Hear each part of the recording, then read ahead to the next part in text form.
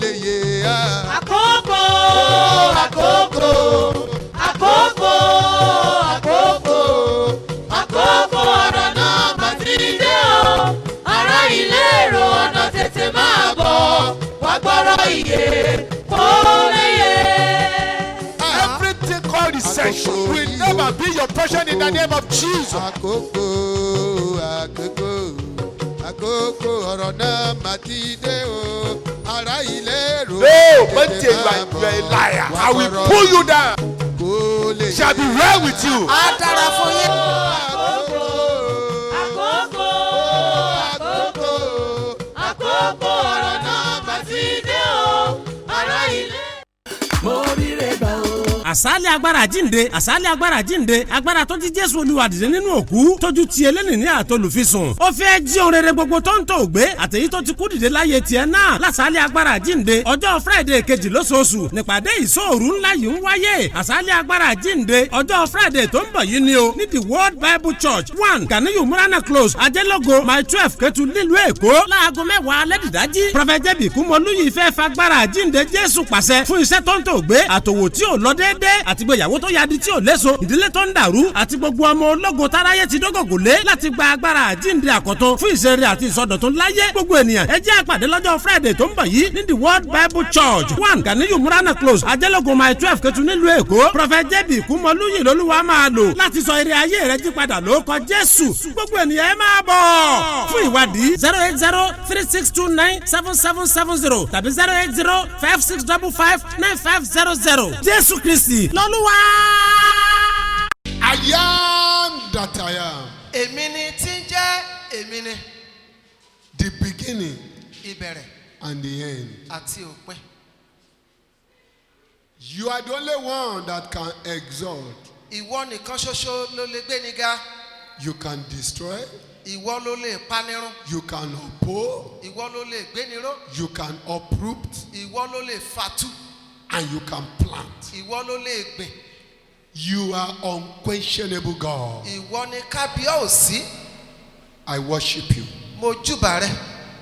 Be thou exalted in the name of Jesus. Di ìgbéga lórúkọ Jésù. Every power Gbogbo agbára from marine láti inú omi. that may like to surface here this morning, Tá fẹ́ yọjú ràn níbí lónìí. I release fire from above Mo tú iná sọ̀kalẹ̀ to láti consume them in the name of Jesus. láti jó wọn run lórúkọ Jésù. Every uninvited spirit Gbogbo ẹ̀mí tá ò pè. listening to the word of God, Tẹ́tí sí ọ̀rọ̀ Ọlọ́run.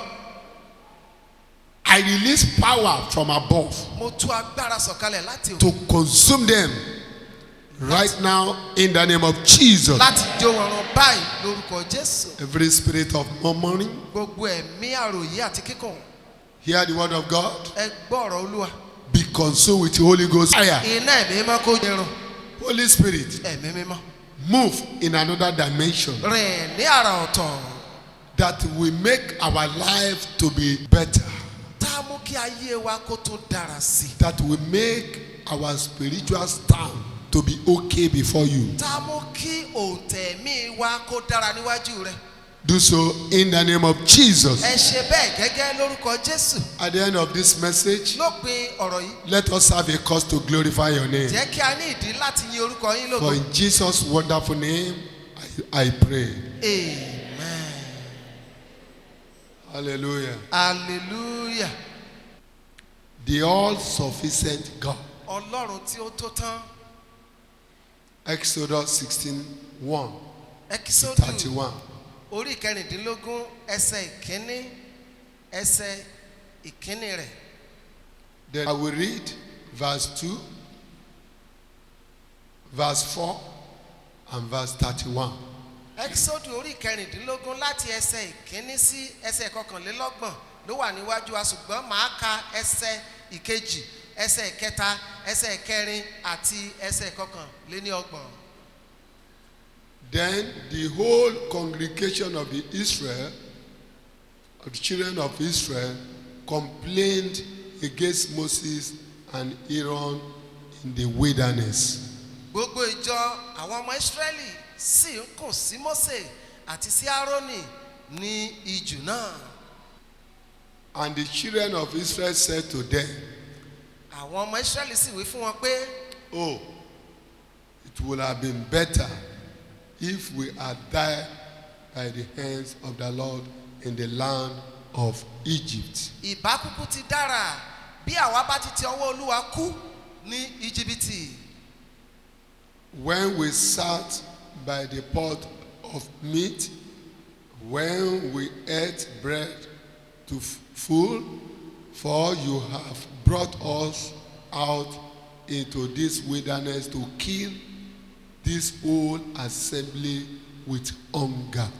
nígbà tí àwa jókòó ti ìkòkò ẹran tí àwa ń jẹ àjẹyó ẹ̀yin ṣáà ti mú wa wá sí inú ijù yìí láti fi ebi pa gbogbo ìjọ ènìyàn. Verse 4.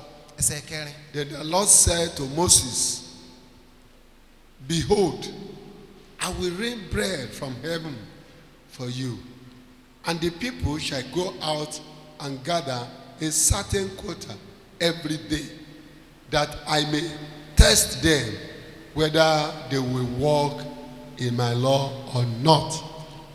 nígbà náà ni Olúwa sọ fún Mósè pé kíyèsí èmi ó rọ̀jò oúnjẹ fún yín láti ọ̀run wá àwọn ènìyàn yóò sì máa jáde lọ kó ìwọ̀n ti òòjọ́ ní ojoojúmọ́ kí èmi kí ó lè dán wọn wò bí wọn ò fẹ́ láti máa rìn nípa òfin mi àbí bẹ́ẹ̀ kọ́. And the house of Israel called its name manna. ẹsẹ̀ kọkànlélọ́gbọ̀n wípé bẹ́ẹ̀ ni àwọn ọmọ Ísírẹ́lì sì pè orúkọ rẹ̀ ní manna. All sufficient God. Ọlọ́run tí ó tó tán. Now, if you look at this story very well, tó o bá farabalẹ̀ wo ìtàn yín dáradára you will see that the Israelites were ingrate. wàá wá rí wípé aláìmoore ni àwọn ọmọ Ísírẹ́lì. The God who brought them out of calamity, out of bondage Ọlọ́run tó ti mú wọn jáde kúrò nínú àjálù kúrò nínú ìgbèkùn. for 430 years. tó ti wà fún irinwó ọdún ó lé. At times it do happen to ourselves. nígbà mìíràn ẹ̀wẹ̀ a máa ṣẹlẹ̀ sí àwa pẹ̀lú.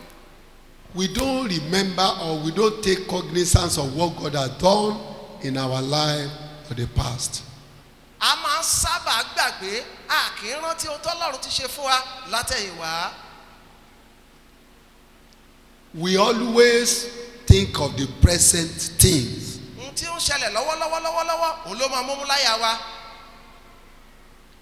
Oliver Twist àwa dàbí need Oliver more. Twist èyí tó jẹ́ wípé máa mú wá ní ṣá. Oliver Twist, bring more, bring more. a dàbí Oliver Twist apá ìyẹlé wa mú wá ni. You are looking for a child. òun wá ọmọ lóòótọ́. You are looking for a job. bẹ́ẹ̀ ni òun wá iṣẹ́.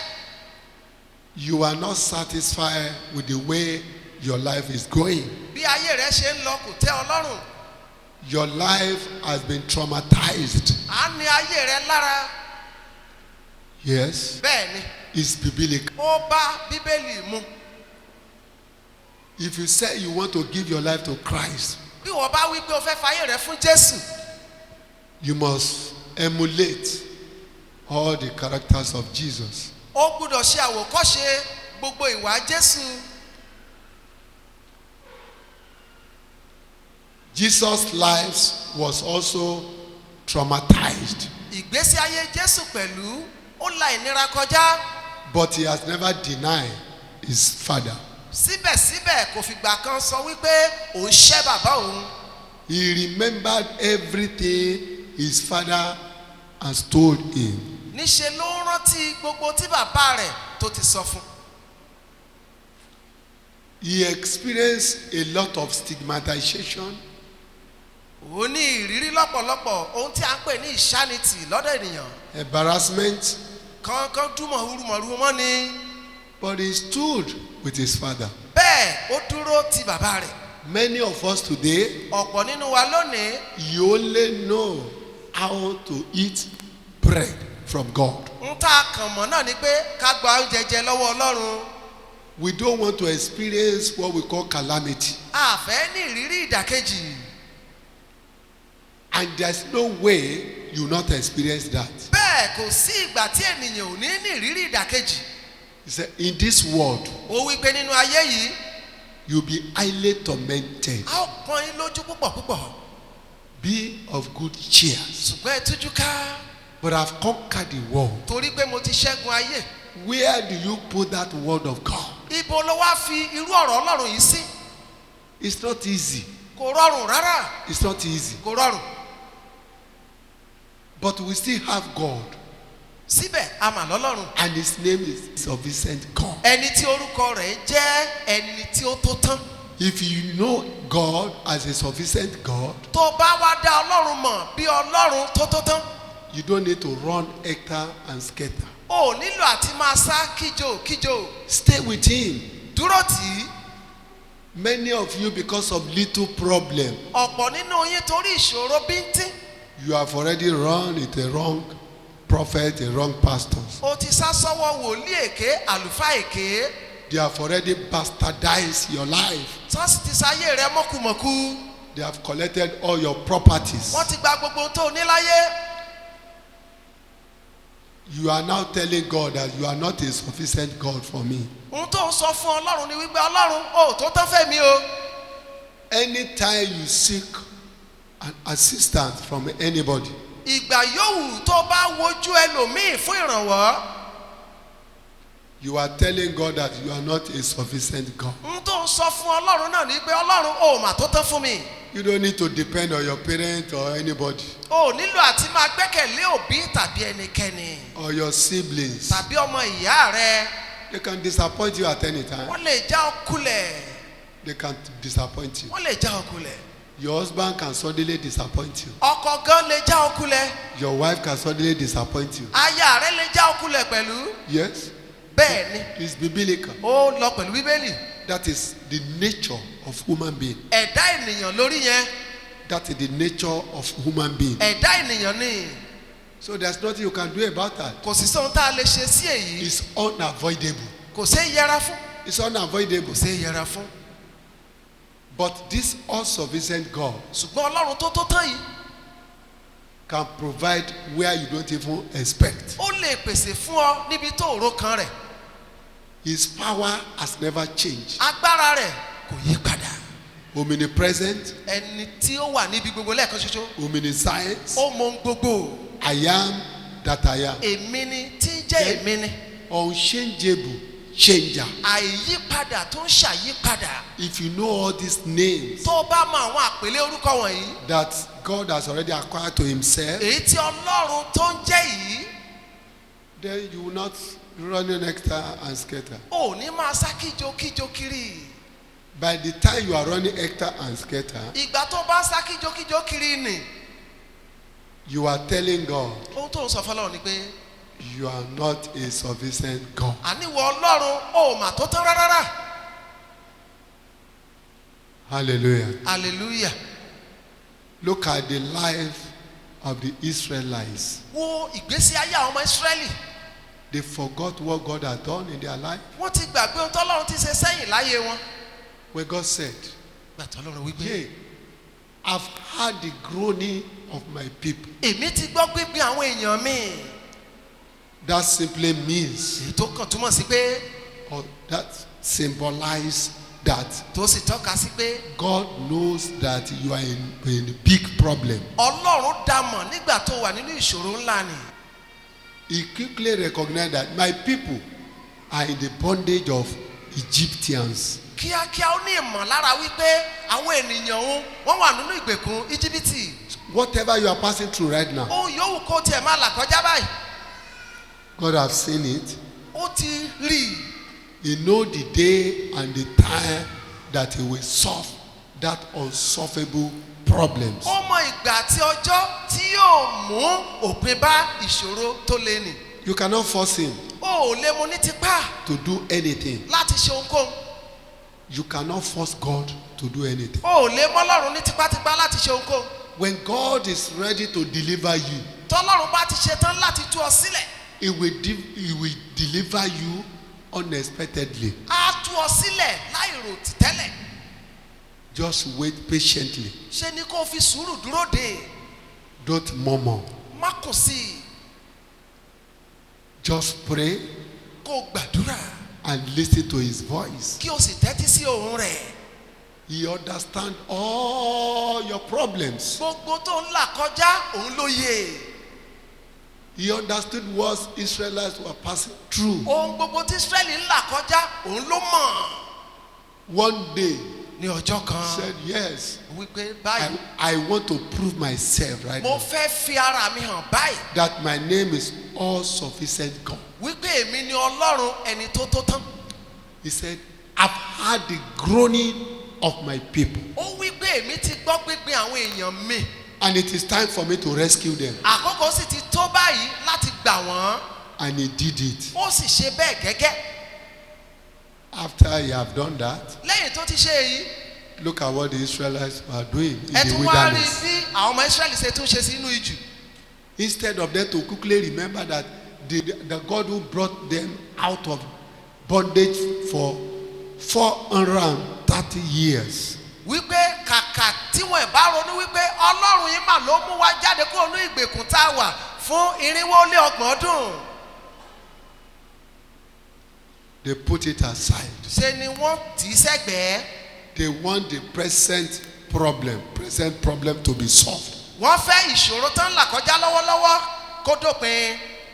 430 years was solved. Ìṣòro 400 ọdún ó ti lọ. Then only 1-2 days. Ìṣòro Problem. ọjọ́ kan ọjọ́ méjì báyìí ló dé o. Moses, Wọ́n sì bẹ̀rẹ̀ sí kù sí Mósè ní. why do you brought us into this wilderness Èé ṣe tó fi wá wọnú aginjù yìí wá to kill us? láti pa wá. When we are still in Egypt, Nígbà tí a wà ní Íjíbítì, we eat to our satisfactory level. àjẹyó la máa ń jẹ oúnjẹ. We drink as we like. À ń mu tó wù wá. Though our life was tormented, Bó tilẹ̀ jẹ́ pé wọ́n pọ́n wa lójú náà. but they still give us food. Wọ́n máa ń fún wa lóúnjẹ jẹ. Why do you brought us here? Èé ṣe tó fi wá wá bí. You are looking for a child for the past 10 years, Ò ń wojú fún ọmọ láti bí ọdún 10.